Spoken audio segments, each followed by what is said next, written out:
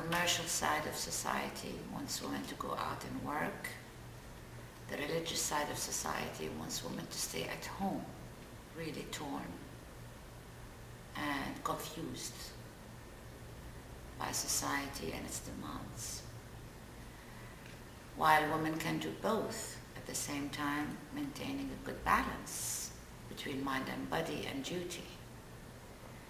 And raising up 5 children gave me maybe the insight to advise all women, regardless of whether they are in New York, Saudi, or anywhere in the world, to always have a balance between their duties and mind and body, and not to disregard anything within this triangle, because it's a balance. To maintain the balance, we lose all. Raising up children is an important thing in the world, because you are raising generations who are going to be ruling the world. They're going to be the next people who are going to be reigning the world. So if you do not raise up young children, young men, young women who are aware of these things, who are aware of their duties, who call for peace, who call for equality, who call for non-violence, and who call for interreligious acceptance and tolerance, you will be losing generation to come. So we have the most important thing in life is to raise up our children first and outmost.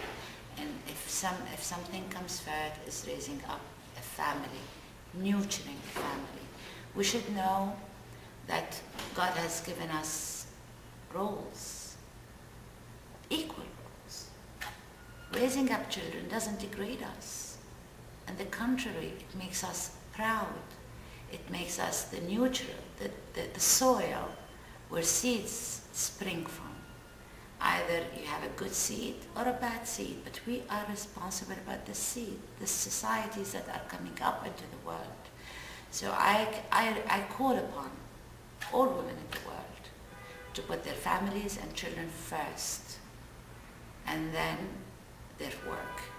But I think raising up children is a big, huge task of work and force that can be used to promote anything good in the world. So I really think that women should rethink what they're doing right now. I should rethink about women's liberation, women's empowerment, and what does it mean for a woman to be empowered? Does it mean to leave her family and children for nannies to raise them up and go down and work, or to raise up her family herself and then work on her on her spare time, and when her children are old enough, like I did, when they were old enough, I started my work. I planted the seeds. I gave 21 years of my life to my children. And then when I knew that they were very solid, I started my work, and I started it slowly. I started it in degrees and in points. I didn't start all of a sudden leaving my children and went to work. But I introduced it in a very subtle way until they felt they were confident enough to stand on their own, and I can leave them and they would understand why I'm leaving them for a good cause. And now I'm flying back to London on Friday because 2 of my children are sick. And I was supposed to stay here until Sunday, but I put my children and my family first and utmost, because they're the ones who are going to be there for me when I'm old, and they're going to be there for the world. And I rely on these children to promote my message when I'm gone.